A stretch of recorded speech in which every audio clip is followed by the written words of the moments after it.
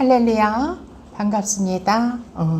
이렇게 추석 명절 가족들과 함께 행복한 시간 맞고 이렇게 다시 모일 수 있도록 축복하심을 감사드립니다. 오늘 하나님께서 저와 여러분에게 주신 말씀은 에스겔서 33장에 마른 뼈를 살아나게 하시는 주님, 예수님, 그런 제목으로 우리가 말씀을 함께 나눠보겠습니다.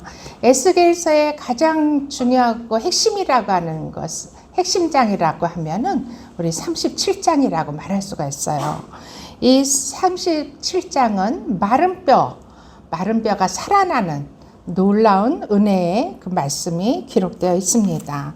우리 함께 37장 1절로부터 10절까지를 한 목소리로 교독하겠습니다. 시작. 여호와께서 권능으로 내게 임하시고 그의 영으로 나를 데리고 가서 골짜기 가운데 두셨는데 거기 뼈가 가득하더라. 나를 그 방으로 지나게 하시기로 본즉 그 골짜기 지면에 뼈가 심이 많고 아주 말랐더라. 그가 내게 이르시되 인자야 이 뼈들이 능히 살 수 있겠느냐 하시기로 내가 대답하되 주 여호와여 주께서 아시나이다. 또 내게 이르시되 너는 이 모든 뼈에게 대언하여 이르기를 너희 마른 뼈들아 여호와의 말씀을 들을지어다. 여호와께서 이 뼈들에게 이같이 말씀하시기를 내가 생기를 너희에게 들어가게 하리니 너희가 살아나리라. 너희 위에 힘줄을 두고 살을 입히고 가죽으로 덮고 너희 속에 생기를 넣으리니 너희가 살아나리라. 또 내가 여호와인 줄 너희가 알리라 하셨다 하라. 이에 내가 명령을 따라 대언하니 대언할 때 소리가 나고 움직이며 이 뼈 저 뼈가 들어맞아 뼈들이 서로 연결되더라.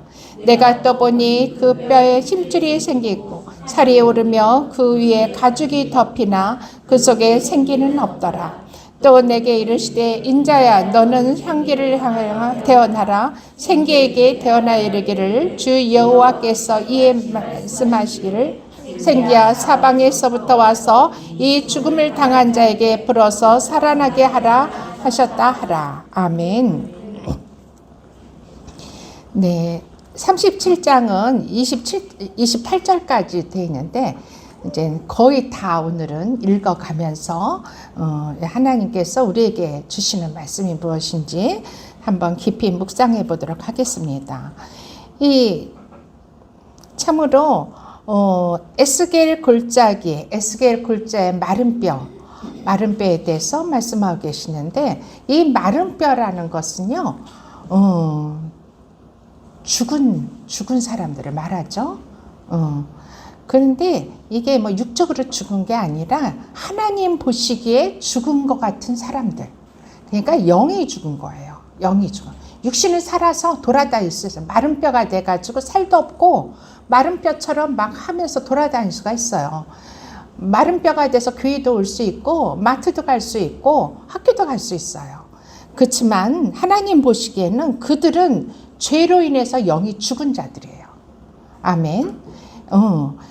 죄가 있는 사람들은요 영이 죽은 거예요. 하나님은 죄를 지은 즉 너희는 정령 죽으리라. 하나님의 공의로 우리가 죄를 지으면은 하나님 보시기에는요 산자가 아니에요. 그냥 시체들이 그냥 마른 뼈가 돼서 돌아다니는 거야. 하나님 보시기에 그렇다는 거예요. 사람은 육안으로 또 겉모습, 외형으로 모든 걸 판단하고 보기 때문에 잘 몰라요. 그렇지만 사망에 머무른 자들, 죽음에 하나님 보시기에 사망에 머무른 자들이에요. 이들은요 또한 바벨론의 포로로 끌려간 이스라엘 백성들을 또 의미하게 돼요. 이 에스겔서의 말씀에서는 이 바벨론의 포로로 끌려간 이스라엘 백성들은 오죽하면 하나님께서 바벨론으로 포로를 보내셨겠어요?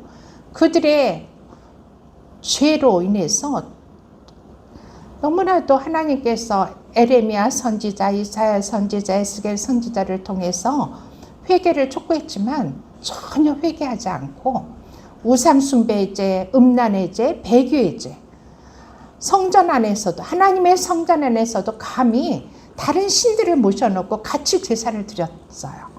그러고 산마다 골짜기마다 신당을 차려놓고 제사를 드리고 무당 굿하듯이, 우리나라에 보면은 막 산에 가면은 굿하는 데가 많더라고요. 무당들이 거기에서 막 살풀이하고 굿하고, 여기 성주산만 가도 깜짝 놀랐어요. 그 성주산 입구에, 옥마정 가는 입구에 그 뒤편에 보면은 아예 그냥 굿당이 있나 봐요. 그렇게 거기서 굿을 많이 하더라고요.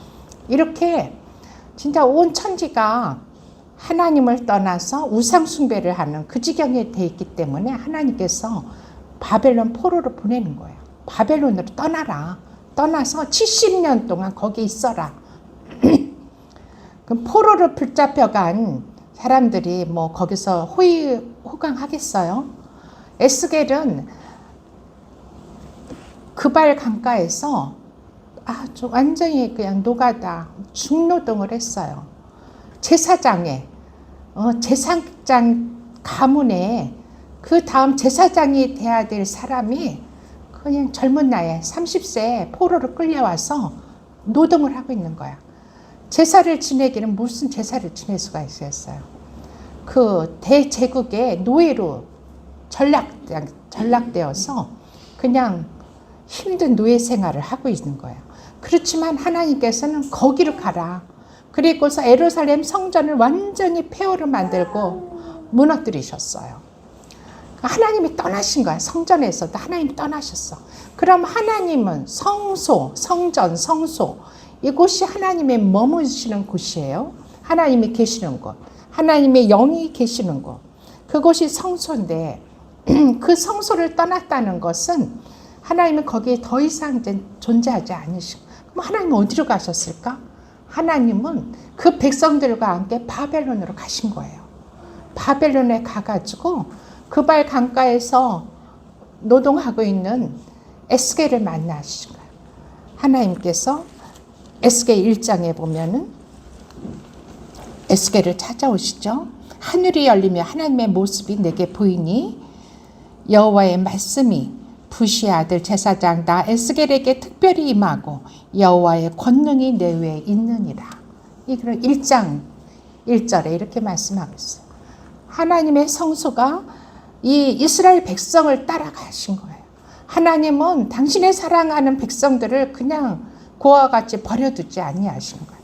그 바벨론으로 함께 가신 거예요. 가서 에스겔에게 임재하신 거예요.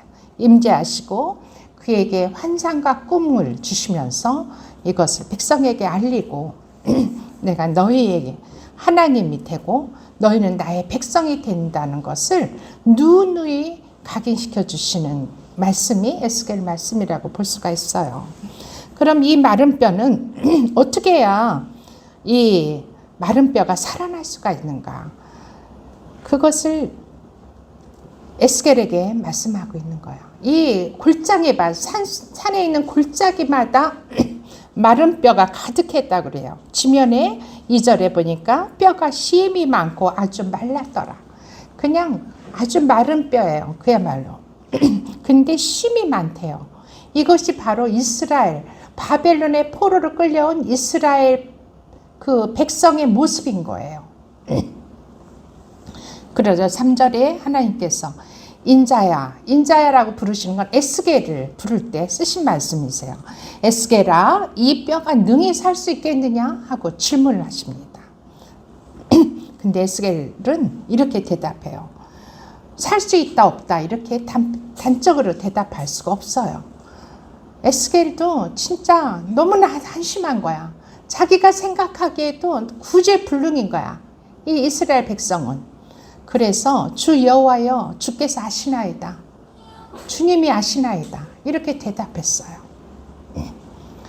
이것은 마치 우리 신약에 보면은 베드로 사도가 베드로는 예수님의 수제자잖아요. 그런데도 불구하고 예수님이 십자가에 달리기 전에 빌라도 법정에 섰을 때 예수님을 3번, 다 굴기 전에 3번 예수님을 부인하고 나는 저 사람을 도무지 모른다고 부인하고 도망쳤던 비겁한 제자였어요. 그렇지만 예수님께서는 다시금 부활하셔서 그들이 갈릴리, 이젠 예수님을 떠나서 갈릴리 바닷가로 다시 나가서 예전에 예수님을 만나기 이전에 어부의 생활을 하러 돌아갔어요. 그 바닷가에 예수님이 찾아오셨어요. 직접 찾아오셔서 그곳에서 고기를 잡은 것을 가지고 숯불에 구워주시면서 베드로에게 말하고 있죠. 베드로야, 시몬아, 내가 나를 이 사람들보다 더 사랑하느냐? 이렇게 물으세요. 베드로는 사람들의 두려워서, 사람들의 이목이 두려워서 예수님을 배반한 경력이 있잖아요. 마음에 상처가 있어요. 죄책감이 있었어요. 그러니까 예수님께서 그 상처를 치료하시기 위해서 네가 왜 나를 그렇게 부인하고 나를 떠나냐고 호통치신 게 아니라 그의 마음을 어루만지면서 이 사람들보다 진정 나를 더 사랑하느냐 물으시는 거죠. 그 물으시는 질문은 오늘날 우리에게도 똑같이 질문하고 있어요.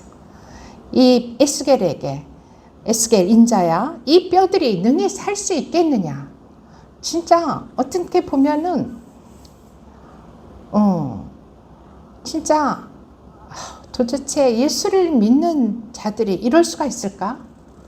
이 세상을 보면요, 예수를 믿는다고 하는 사람들이 진짜 사는 것을 보면은 사람이 아닌 것 같아요. 사단들 같아요. 그 속에 악한 영들이 그냥 득실득실하고 귀신들이 득실득실하고, 나라를 보더라도 국회의원들이요, 우리나라에는 굉장히 예수 믿는 사람들이 많아요. 그런데 하는 걸 보면 다 자기들의 당락과 자기 사리사욕을 위해서 그냥 국민들은 안중에 없는 거야. 자기네들 주머니만 채우고 자기 배 불리기에만 급급한, 어떻게 하면 돈을 더 모아서 정치에서 아주 영구히 독재를 해가지고 영원히 살 수 있을까. 전번에 지금 생각나는 게, 지난번에 중국에서 시진핑과 푸틴과 김정은이 만나가지고 쎄쎄쎄를 하고 있다가 이 마이크가 켜진지도 모르고 서로 이제 사담을 나누는 거야. 그러면서 앞으로는 150세는 너끈히 살 수가 있다고, 우리가 장기 이식을 하면 된다고 이러면서 공공연하게 얘기하는 거예요. 참으로 우리나라도요, 지금 중국인들과 외국인들이 많이 들어오면서 이상한 일들이, 얼마 전에는 중국인들 무비자 입국을 허락했잖아요. 그러면서 막 쏟아져 들어오는데 뭐 정보국은 다 불타가지고 정보는 다 없어지고, 저는 뭐 정치를 잘 모르니까 뭐 화재가 났대요, 뭔가. 그래가지고 정보를 그 입국하는 사람들에게 그 정보도 파악할 수가 없고 뭐 그렇다네.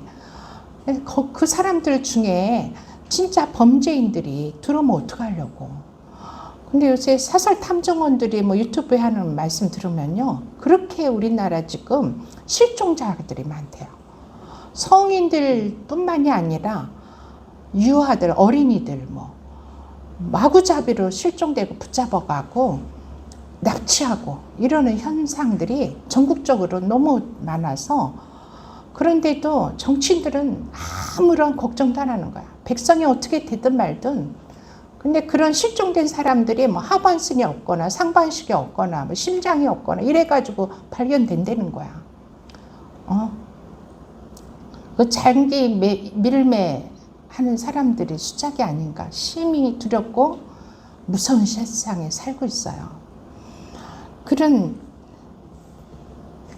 그렇게 우리가 진짜 사단의 그 쓰임받는 우리의 죄로 인해서 이렇게 하나님은 우리를 마른 뼈 같은, 예수를 믿는다고 하는 우리지만은 하나님 보시기에는 과연 어떤가? 우리는 스스로 우리에게 질문을 해봐야 돼요. 그러면 이것은 어떻게 해야 되는가? 과연 이 마른 뼈들은 과연 어떻게 살아날 수 있겠는가? 인자야, 이 뼈들이 능히 살 수 있겠느냐? 하나님께서 질문하신 것처럼 우리가 이 마른 뼈라면 어떻게 하면 살 수 있는가? 우리는 우리 자신 스스로에게 질문을 던져야 할 때인 줄 믿습니다. 죄는 우리를 이렇게 죽이는 거예요. 우리의 영을 죽여요. 죄 중에 지난 시간에 저희가 말씀 잠깐 얘기 드렸지만은 가나안의 칠족 속의 죄는 가장 아주 기본적인 인간들이 질 수 있는 가장 무서운 죄예요. 이 가나안 칠족 속이 짓고 있는 죄들을 지난번에 얘기했잖아요. 여부수족이 가지고 있는 그 교만죄, 히위 족속이 가지고 있는 퇴폐 문화, 세상 풍조를 따르는 불순종의 죄, 아모리 족속이 가지고 있는 혈기 부리는 그 쓴뿌리의 죄, 가나안 족속이 가지고 있는 세상의 것을 세상의 땅의 것만 관심을 갖는 그런 죄.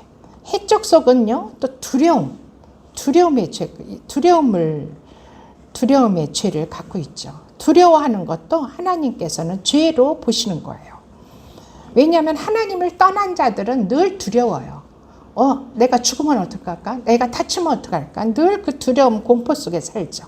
하나님과 거리가 먼 자들이에요. 브리스 족속은 또 악한 생각, 완고해서 악한 생각만 늘 계획하고 생각하는 그런 족속들이었어요. 기르가스 족속들은요, 죄와 사탄에 중독되어 있는 자들이에요. 그래서 미신이나 우상숭배 이런 걸 너무나 즐겨하는 그런 악한 족속들이었어.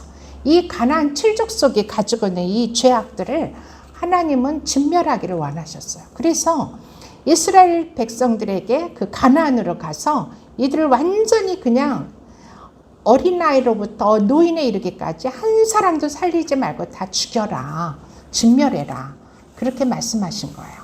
아유, 하나님 너무 잔인하지 않아요? 우리 인간은 죄를 지면 살 수밖에 없는데 왜 이렇게 잔인하게 그렇게 죽이라고 하시나요? 하나님께서는요, 이 가나안 족속들에게 미리 회개할 기회를 많이 주셨어요. 돌이키도록 많이 말씀하시고 함께 하셨어요.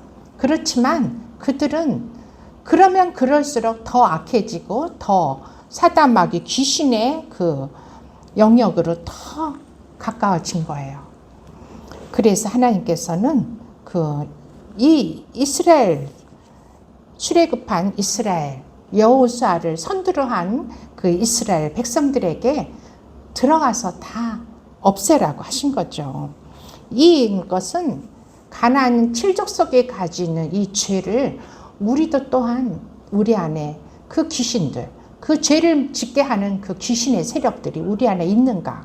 오늘날도요, 그 여호수아의 군대들이 다 죽이지 않고 살려줬기 때문에, 즉 야곱의 12지파가 그 가나안 땅을 다 점령하면서 일부는 살려주고 일부는 같이 결혼하고 같이 살았어요. 그래서 지금까지도 이 가나안의 귀신들, 7 귀신들이 우리 안에 들어와 있어요. 한 놈인지 한 마리인지 2마리인지 7마리인지 알 수가 없죠. 각자가. 그건 한번 살펴보셔야 돼요. 아까 말씀드린 것처럼 그런 죄악들이, 그런 귀신들이 내 안에 살고 있는가. 만약 이러한 귀신들이, 이러한 죄가 우리 안에 한 개라도 남아있거나 은밀하게 내 안에 도사리고 있다면 우리는 그 죄를 정리해야 돼요. 회개함으로. 하나님 보좌 앞에 나와서 하나님께 그 죄를 회개함으로 우리는 그 죄를 물리치셔야 됩니다. 왜냐하면 죄 있는 자는 하나님 보시기에 그 영이 죽은 자예요. 그 영이 죽으면은 영이 죽으면 어때? 60만 살아있으면 됐지. 그렇지만 영이 죽었다는 건 엄청난 거예요. 우리가 지옥으로 간다. 불못으로 던져진다는 거예요. 그럼 마른 가지가 포도나무에 붙어있는 가지 중에 그 포도나무에 그 가지가 예수님이신 포도나무에 붙어 있으면은 거기에 많은 열매가 맺는 하나님의 그 백성이 되지만 그 포도나무에서 떨어지면요, 그 마른 가지가 돼가지고 불쏘시개를 쓰신다 그랬잖아요. 그건 비유의 말씀이죠. 우리가 죄를 짓게 되면은 하나님과 원수가 돼요. 그래가지고 우리는 그 불쏘시개가 되는 게 지옥불에 떨어진다는 말씀이에요. 하나님은 영이 죽은 자를 이렇게 심판하시는 하나님이세요. 심판장 하나님. 우리는 두렵고 떨림으로 하나님이 어떤 분이신지를 정확히 알아야 돼요. 하나님은요, 사랑의 하나님이세요. 그렇지만 하나님은 공의의 하나님이시죠. 이 두 개의 바퀴를 가지고 이 세상을 운행하시는 분이 하나님이세요. 사랑의 하나님만 알고 있으면은 우리는 지옥에 갈 수가 있는 거예요.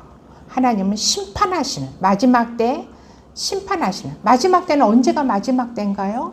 내가 눈 감는 날, 내 목숨이 끝나는 날, 그게 마지막 때예요. 그때 우리는 하나님의 심판대에 서야 되는 거야. 죄가 있는 자들, 회개하지 아니한 자들은 하나님의 심판대에 서서 그 행위대로 심판을 받고 지옥에 가는 거예요. 그렇기 때문에 이건 너무나도 무서운 일이죠. 그래서 주님은 그 심판대에 떨어져서 지옥에 보내지 않으시려고, 영이 죽은 우리들을 살리시려고 우리를 이 땅의 교회들에게 보내시는 거예요. 교회는 영을 살리는 곳이에요. 아멘. 죽은 영이 살아나는 곳이 바로 교회로 하나님은 교회를 만드신 거예요. 그 교회를 위해서 예수님은 십자가에서 다시 자신을 헌신하시고 십자가에서 죽으신 거예요. 왜냐하면 우리의 죄를 대신해서 그분이 죽으심으로 말미암아 우리의 죄가 예수님께 전가되고 이제 우리는 죄가 없어진 거예요. 그렇지만 우리는 날마다 짓는 우리의 원죄는 없어지지만 우리가 살면서 짓는 이 땅의 사단 마귀가 역사하는 세상의 영이 지배하는 이 땅에 살면서 우리는 자꾸 죄에 노출이 돼요. 사단 마귀가 우리를 유혹해요. 또 우리 부모로부터 조상으로부터 내려온 우리 안에 엄청난 쓴뿌리가 있어요. 혈기마귀. 가장 큰 쓴뿌리는 제가 생각하기엔 혈기마귀인 것 같아요. 어쩜 이렇게 크게 그것을 우리는요, 진짜 그 뿌리를 다 난도질해서 주님 앞에 드리고 예수님의 피로 씻어달라고 회개하며 기도하셔야 됩니다. 그걸 부리면은요, 혈기를 부리는 자들은요, 천국에 들어갈 수가 없어요. 혈기 부리면서 천국문에 입성하려고 생각하는 것은 완전히 착각이에요. 저는 그런 혈기가 우리 안에 있다면은 진짜 철저하게 회개하시고 그런 혈기를 우리 안에서 조금이라도 남기지 말고 다 없앴어요. 지난 시간에 우리 주님은요, 우리를 주님의 부혈로 씻어주심으로 말미암아 우리의 굳은 마음, 완고한 마음을 부드러운 마음으로 바꿔주신다고 했어요. 이 완고하고 혈기가 많으면 항상 우리는 진짜 부드러운 마음으로 부드러운 말로 이렇게 말할 수가 없더라고요. 그래서 우리는 우리 자신을 스스로 살펴서 하나님 앞에 죄를 회개하시는 저와 여러분이 되어야 될 줄 믿습니다. 이렇게 시편 1장 1절의 말씀을 한번 함께 읽어보겠습니다. 시편 1편 1절 말씀. 우리가 왜 죄의 자리에 있지 않아야 되는지 시작. 복 있는 사람은 악인의 길을 쫓지 아니하며 죄인의 자리에 서지 아니하며 원하는 자의 자리에 앉지 아니하고. 네, 이렇게 그 자리에 가지도 않고 그 길에 서지도 않고 그 자리에 앉지도 않는 악인의 꾀를 쫓지도 않아야지만 우리가 복 있는 사람이에요. 복 있는 사람이라는 것은요, 이 복은 예수님의 부혈로 날마다 우리의 죄를 회개하는 자들이 복 있는 사람이에요. 우리는 이 땅에 살면서 죄를 안 짓고 살 수가 없어요. 완전한 의인은 예수님 한 분밖에 없어요. 우리는 예수님이 될 수가 없어요. 우리가 죄를 짓는 것은 당연해요. 그런데 날마다 수시로 예수님의 부혈로 우리의 죄를 씻고 회개할 때 나의 두려움과 불안과 걱정, 하나님을 온전히 믿으면요, 우리는 그런 두려움과 걱정과 불안이 사라지는 거야. 우리가 그냥 늘 우리 하윤이를 보면 그냥 미소가 나서, 우리 아기가 이제 우리 교회에 오랜만에 왔잖아요. 우리 민서가 이렇게 아기가 돼서 왔을 때가 한 10여 년 전이니까 우리 교회에 아기가 등장한 게 오랜만이에요. 그 아기를 보니까 너무 예쁘고 막 사랑스러워서 그냥 웃음이 나오잖아요.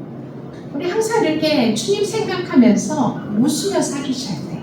얼굴을 항상 거울을 보면서 내 인상이 어떤가, 내 안에 주님이 임하셨잖아요. 예수님께서 우리에게 주님이 함께 하시기 위해서, 영원토록 떠나지 않고 함께 하시기 위해서 우리에게 성령을 보내주셨어요.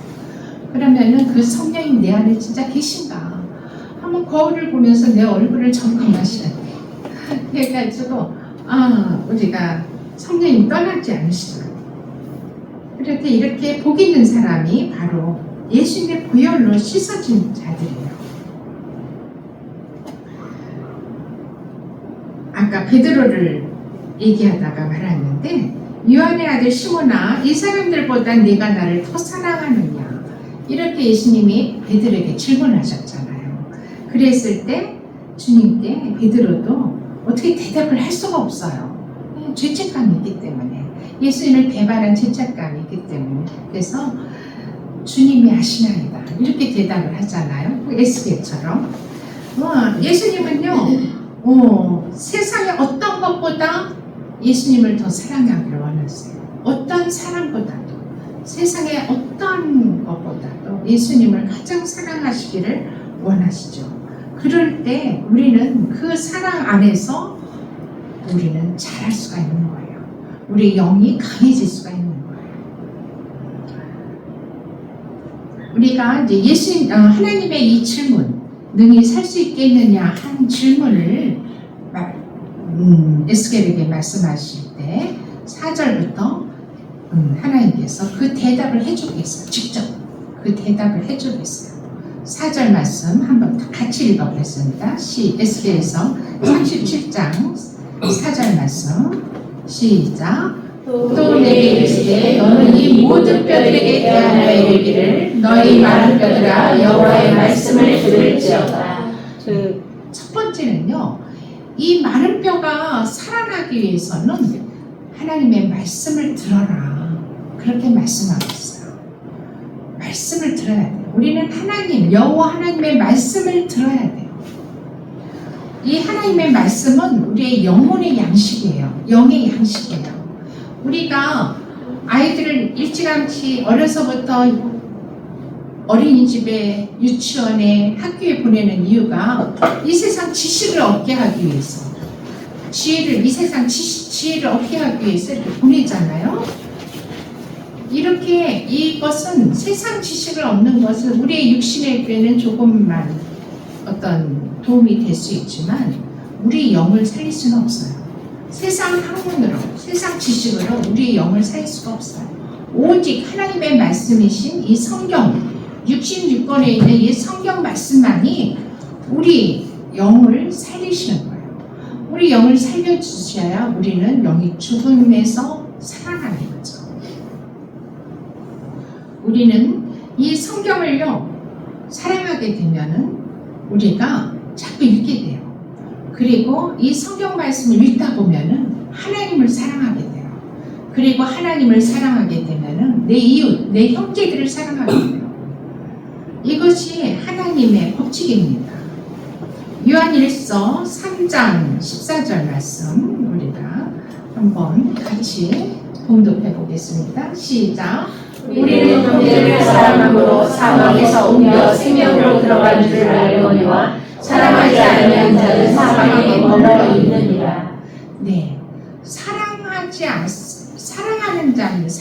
자들은 뭐라 그랬어요? 사망에서 옮겨서 생명으로 들어간다고 했어요.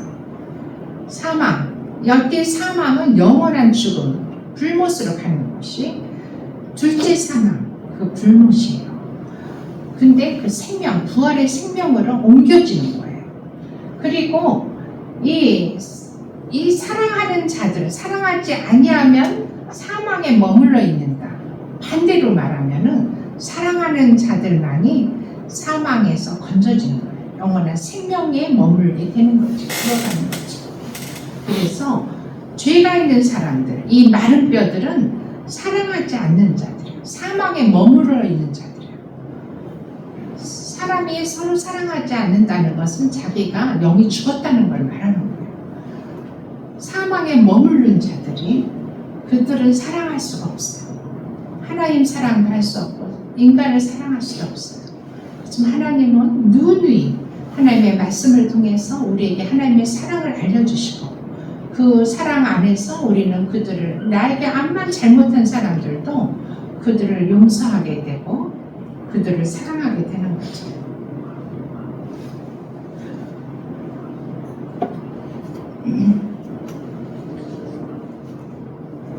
그렇지만 사랑한다고 해서 원수 사단 마귀를 사랑하시면 안 돼요.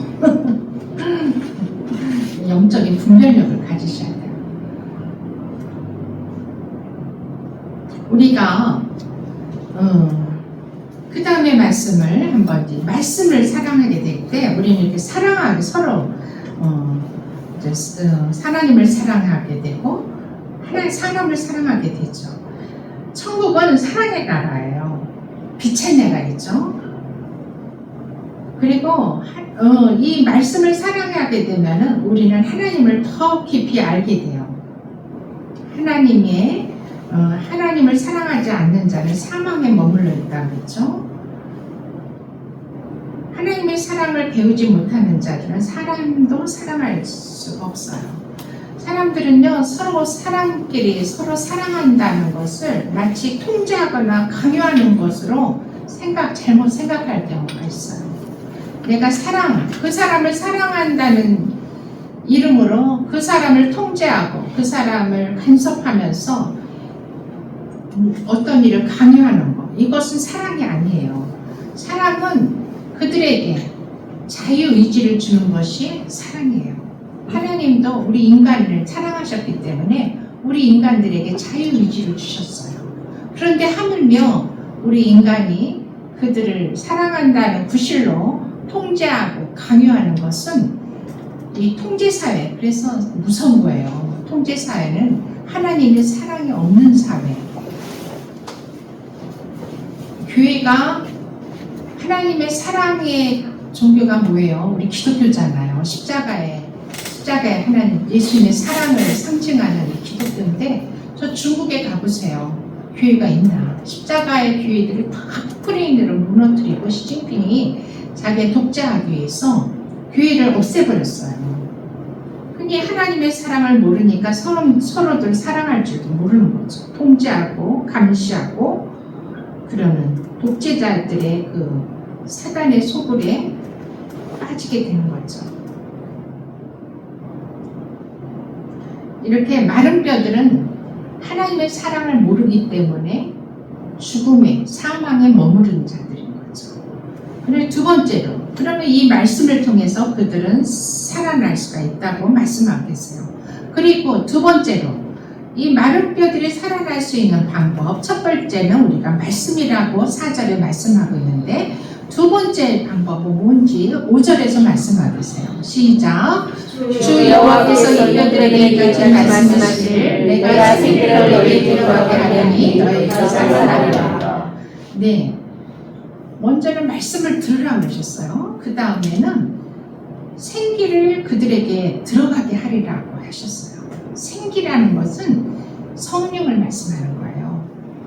하나님께서 인간을 창조하시고 그 코에 생기를 불어넣으셨다고 했어요. 그때 그 생기랑 똑같은 거예요.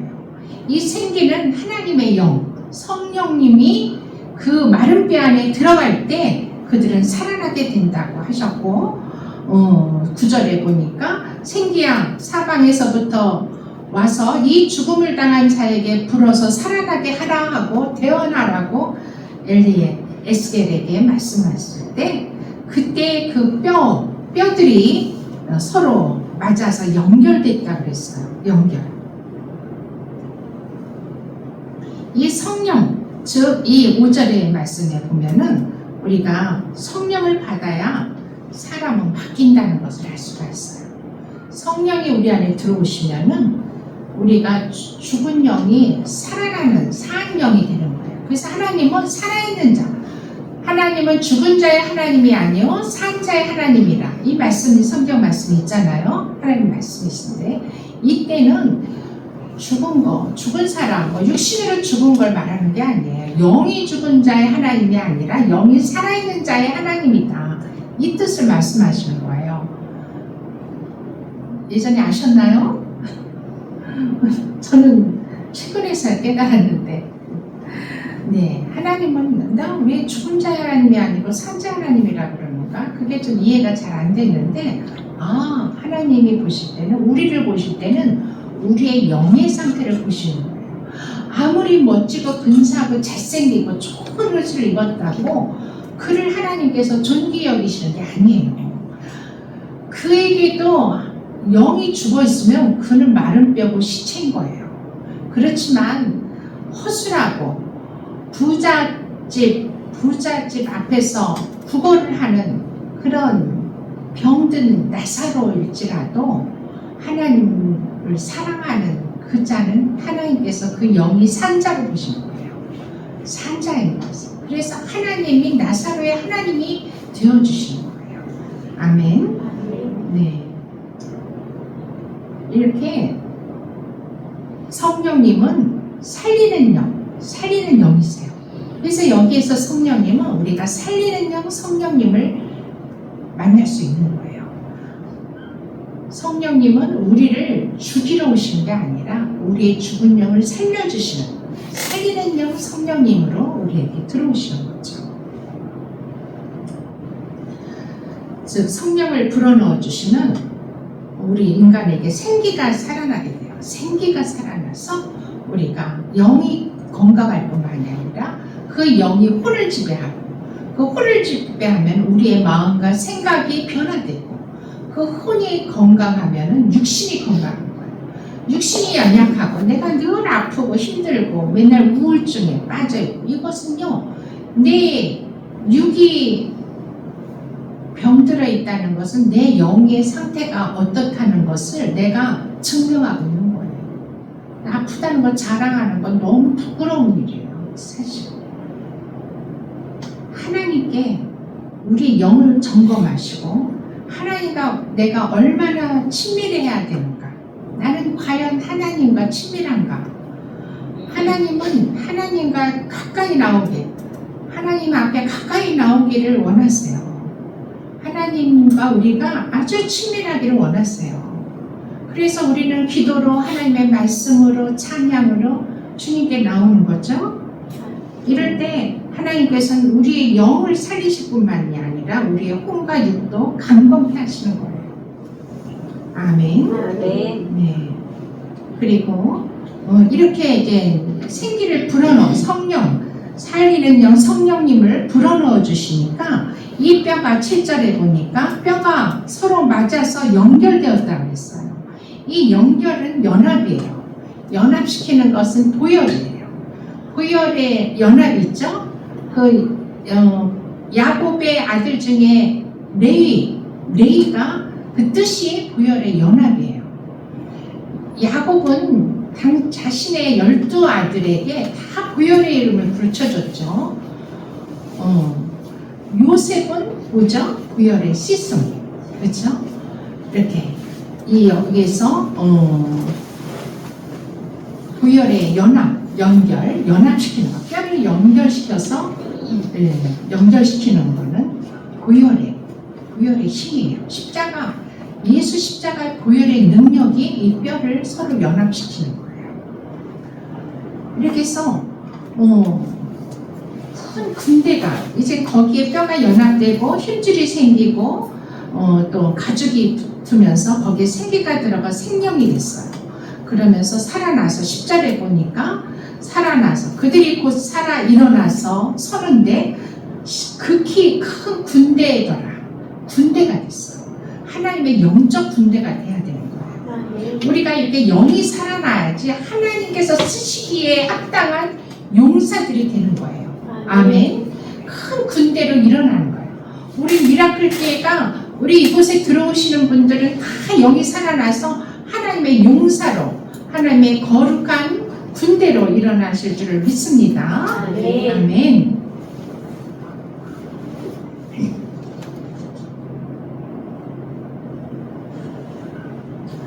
세 번째로 우리는 첫 번째가 이 살리시는 것이 하나님의 말씀이라고 그랬어요. 두 번째는 살리는 성령님이 우리 안에 들어오셔야 된다고 그랬어요. 그럼 세 번째는 뭘까요? 짐작을 하시겠죠? 보혈이에요. 보혈을 여기는 어떻게 말씀하고 있는지 한번 37장 23절, 23절을 23, 24절을 함께 읽겠습니다. 시작. 그들이 그 우상들과 가증한 물건과 그 모든 죄악으로부터 더 이상 자신을 더럽히지 아니하리라. 내가 그들을 그 범죄한 자 모든 처소에서 구원하여 정결하게 한즉 그들은 내 백성이 되고 나는 그들의 하나님이 되리라.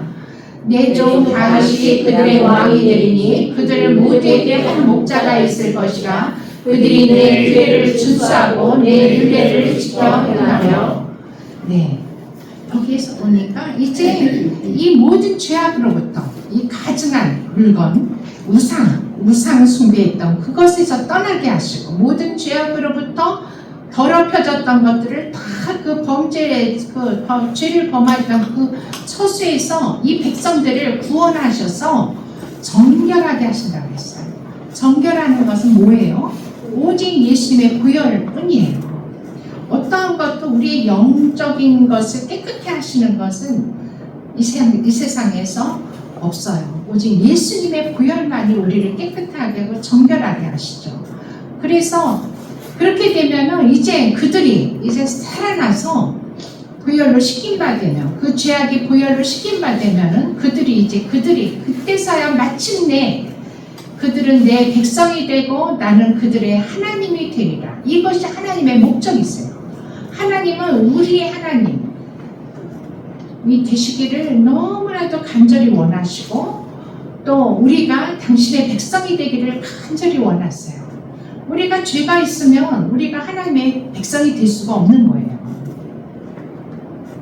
26절에 보겠습니다. 26절부터 28절까지 함께 다시 읽겠습니다. 시작. 내가 그들과 합하게 언약을 세워서 영원한 언약이 되게 하고 또 그들을 경고하고 번성하게 하며 내 성소를 그들 가운데서 세워서 영원히 이르게 하리니 내 처소가 그들 가운데 있을 것이며 나는 그들의 하나님이 되고 그들은 내 백성이 되리라. 내 성소가 영원토록 그들 가운데 있으리니 내가 이스라엘을 거룩하게 하는 여호와인 줄을 열국에 알리라 하셨다. 아멘. 여기서 26절에 화평의 언약, 영원한 언약, 이것은 예수님의 보혈로 이루어진 언약이에요. 그래서 보혈의 언약 또 새 언약이라고 하죠. 우리 성경이 누누이 이 새 언약이 히브리서에서도 새 언약에 대해서 말씀하고 있어. 내 법을 그들 마음에 두고 그들의 생각에 기록하리라 하는 그 말씀이 있는데 이것이 하나님의 새 언약이에요. 우리에게 주신 새 언약. 이 새 언약은 예수님의 피로 맺어진 언약의 피로 이루어진 언약인 거예요. 하나님과의 계약인 거예요. 그래서 우리는 예수의 피로 정결해질 수 있고 다시 이 죄로부터 떠나서 의인이 될 수가, 죄인의 몸에서 의인의 몸으로 신분이 바뀌어질 수가 있는 거죠. 아멘. 그렇게 되면은 이제 우리의 처소에 내 처소는 하나님이 거하시는 곳, 하나님이 거하시는 그곳은 어떤 곳이 되느냐? 그것이 바로 내 성소가 되리라 했는데 우리의 마음에, 우리의 심령 안에 하나님이 우리를 성전 삼으신다는 거예요. 이 말씀은 우리가 늘 고린도전서 3장 16절로부터 17절의 말씀을 보면 알 수 있죠. 우리 고린도전서 3장 16절 17절 말씀을 함께 봉독하겠습니다. 시작. 너희는 너희 하나님의 성전인 것과 하나님의 성령이 너희 안에 계실 것을 알지 못하느냐? 누구든지 하나님의 성전을 더럽히면 하나님이 그 사람을 멸하시리라. 하나님의 성전은 거룩하니 너희도 거룩하니라. 네, 바로 우리가 하나님의 성전이 되는 거예요. 이제 그 하나님의 영이 우리 안에 들어오셔서 우리를 성전 삼으시는 거예요. 그런데 이 성전은요, 또 천국에 있는 하나님의 성전 있죠. 예수님께서 가신 곳, 그곳이 거룩한 그곳이 하나님의 천국의 하나님의 성전이라면은 이 땅에서는 우리가 성전인 거예요.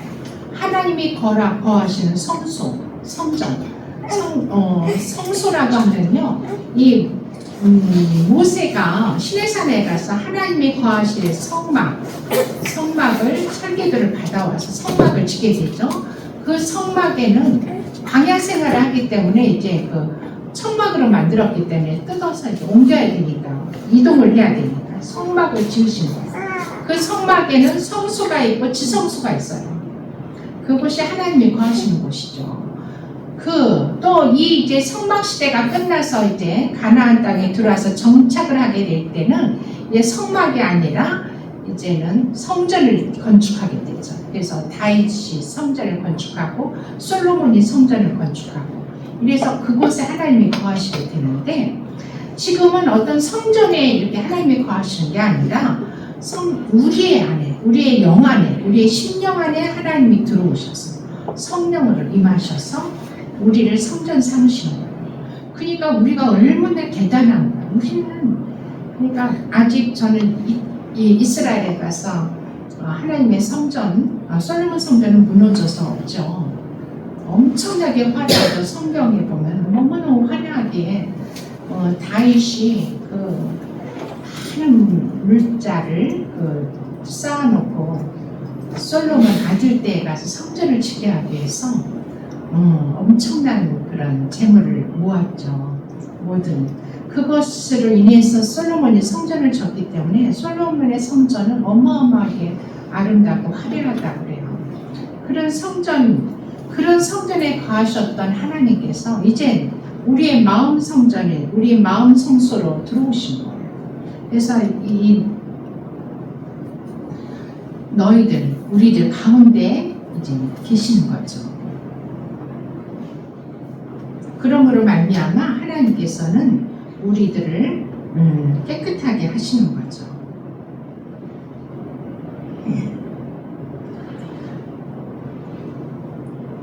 우리 잠언서 4장 23절에 보면은 아주 중요한 말씀을 하는데 물을 지킬 만한 것 중에 이 내 마음을 지키라 생명의 근원이 이에서 나느니라. 우리의 마음 성소, 우리의 마음이 얼마나 중요한지 하나님은 우리의 마음을 지키라고 그랬어요. 생명의 근원이 이 마음에서 난다고 그랬어요. 그럼 생명의 근원은 뭐냐? 생명의 근원 대신 예수 그리스도, 예수님의 이름이세요. 생명의 근원이 바로 예수님의 이름이에요. 예수님이 우리 마음을 안에 계시기 때문에 우리는 마음을 잘 지켜야 돼요. 아멘. 그래서 우리는 마음 성소가 되는 거예요. 우리가 마음 성소, 우리의 마음 성소에 하나님이 사시는. 그런데 이 성소에는요, 모세가 설계도를 가지고 지었던 이스라엘 백성이 광야에서 지었던 이 성막 안에 이 성소에는 떡상과 7 등대가 있어요. 떡상이 있고 7 등대가 있어요. 이 떡상은 뭐를 말하나요? 하나님의 말씀. 이 떡, 우리가 성찬식 할 때 떡을 나누잖아요. 이거 예수님의 살이에요. 이 예수님의 살은 곧 하나님의 말씀이죠. 그래서 이 떡상은 하나님의 말씀, 7 등대는 빛이잖아요. 빛을 발하는 거. 하나님의 성령 등대, 빛을 발하는 하나님의 성령이 있어요. 그래서 이 성소에는 이 떡상과 7 등대가 있는데 이거 뭘 상징하냐? 신약에 와서는 하나님의 말씀을 성령님께서 조명하신다는 거예요. 그래서 성령이 조명이 없이는 하나님의 말씀을 우리가 이해할 수도 없고 알 수도 없는 거예요. 생각할 수도 없는 거예요. 그래서 늘 하나님의 성령, 그 성령님의 조명하에서 우리는 말씀을 깨닫게 되고, 조명해 주는 그 말씀 속에서 우리는 그 말씀을 깨닫고 그 말씀을 순종하는 그런 자로서 하나님의 성소가 되어져 가는 거죠. 아멘. 이렇게 우리는 하나님께서 마른 뼈 같은 우리들을 첫째로는 하나님의 말씀을 들음으로써 우리를 소생시키세요. 둘째로는 생기인 살리는 영 성령님을 우리에게 불어넣어 주세요. 그러니까 우리가 성령을 받아야 되는 것은 너무나도 중요하죠. 성령을 받으셔야 돼요. 성령을 받을 뿐만 아니라 성령의 기름 부으심, 우리의 기도책에 있죠. 성령의 기름 부으심의 종류가 많아요. 그 성령의 기름 부으심을 구체적으로 구하세요. 날마다 기쁨의 기름 부음, 또 순수한 기름 부음, 거룩한 기름 부음, 또 뭐가 있죠? 즐거움의 기름 부음, 또 금기름, 향기름. 우리 금 너무 좋아하죠. 요즘은 금이 그냥 너무 치솟아가지고 엄청 비싸졌더라고요. 근데 그 금을 막 우리에게 부어주시면 얼마나 좋겠어요. 금기름 부어주세요, 주님. 금기름 부어주세요. 이렇게 기도하세요. 우리는 주님께 요청할 수가 있어요. 예수 그리스도 이름으로 너희가 나에게 구하라. 그래야 내가 이룰 것이라고 약속하셨잖아요. 요한복음에 예수님께서. 우리는 이렇게 하나님의 말씀대로 구해야지 내 멋대로 구하면 하나님께서 못 들으세요. 그러니까 우리는 하나님의 말씀대로 구해야 돼요. 기름 부으심을 구하세요. 성령 충만을 구하세요.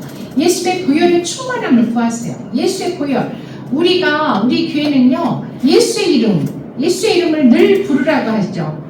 보통 사람들은, 보통 크리스찬들은요, 예수 그리스도, 그게 그 이름이야. 예수님, 주여, 그게 끝이야. 아니, 성경 66권에 예수님의 이름에 온통 다 예수님의 이름으로 꽉 채워졌는데, 예수님 이름 그렇게 부를 게 없어요? 선한 목자 예수님, 나의 구원자 예수님, 어린 양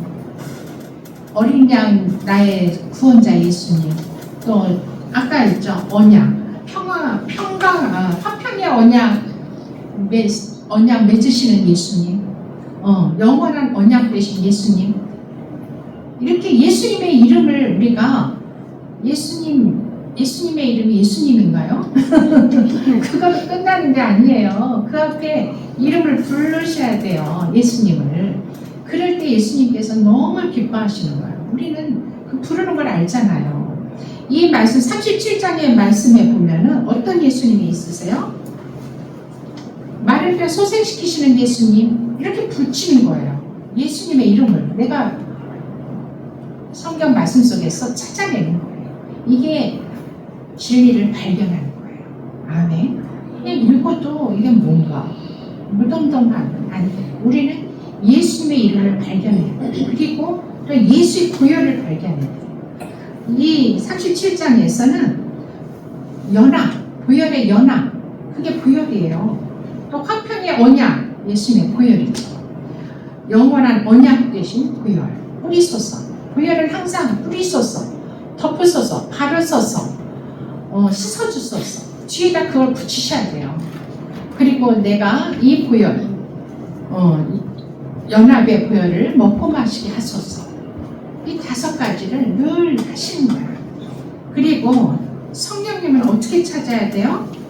이 37장에 오시는 성령님은 살리는 영 성령님, 마른 뼈에 생기를 불어넣어 주시는 성령님. 이렇게 성령님의 이름을 앞에 붙이셔야 돼요. 성령님을. 그러면서 하다 보면은 성경이 너무 재밌는 거야. 이 말씀에서 이번에 38장에는 어떤 예수님의 이름이 있나? 어떤 보혈의 이름이 있나?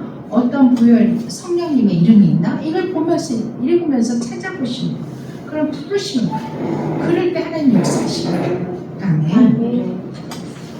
이렇게 우리는 그리고 이제 첫째 말씀이라고 그랬죠. 둘째는 생기 성령이시고, 세 번째는 우리를 정결케 하시는 그 예수님의 보혈.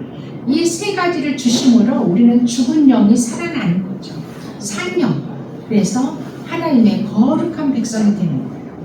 그리고 하나님은 그렇게 하면서 마침내 그들은 나는 그들의 하나님이 되고 그들은 내 백성이 되리라고 약속하고 내가 이스라엘을 거룩하게 하는 여호와인 줄을 열국 만천하에 알게 하리라. 우리가 예수 믿는 하나님의 자녀이 된 것을 만천하가 우리를 봤을 때 알게 만드신다는 거예요. 우리를 견고하게 하시고 우리를 번성하게 하시고 그런 보혈의 하나님의 능력이 우리의 삶 속에서 나타나는 것이에요. 우리가 믿음이 있는데 우리의 삶은 그냥 너무 찌질해. 맨날 그냥 이렇게 낮은 차원에 있다면은 어떻게 사람들이 우리를 믿는 자로 느끼겠어요? 하나님의 자녀라고 우리를 어떻게 보겠어요? 하나님께 우리는 당당해야 돼요. 오늘부터 이제 당당하게 구하시기를 저와 여러분 당당하게 주님께 구하시는 우리가 되어야 될 줄 믿습니다. 그럴 때 하나님께서는 반드시 이렇게 이루어 주신다고 말씀하겠어. 26절에 보니까요. 아까 그 37장 26절 보니까 화평의 언약, 영원한 언약 이것이 예수님의 보혈이잖아요. 이 보혈로 인해서 그들은 견고하고 번성하게 하며 그들을 견고하고 번성하게 한다는 거예요. 그래서 우리가 이 땅에서 이기는 자, 견고하다는 거, 굳세다, 큰 군대가 된다 이런 의미예요. 우리는 사단 마귀를 이기는 자가 된다는 거예요. 견고한 자들이 되고 또 이 땅에서도 번성하게 하신다는 거예요. 아멘. 우리가 우리를 통해서 하나님이 우리를 통해서 하나님의 나라가 이 땅에 이루어지기를 원하시는 거예요. 그래서 우리가 생육하고 번성하라 하는 하나님의 그 말씀이 우리 하나님의 자녀, 하나님의 백성된 우리를 통해서 하나님을 이루시기를 원하시는 겁니다. 그런 하나님의 마음을 우리 37장, 에스겔 37장을 통해서 우리는 볼 수가 있었습니다. 우리가 이 하나님의 마음을 우리가 깨닫고 느끼고 이 마음을 붙잡고 우리가 하나님이 원하시는 하나님의 백성 되시기를 축원합니다. 아멘. 이 말씀을 생각하면서 우리 함께 기도하겠습니다.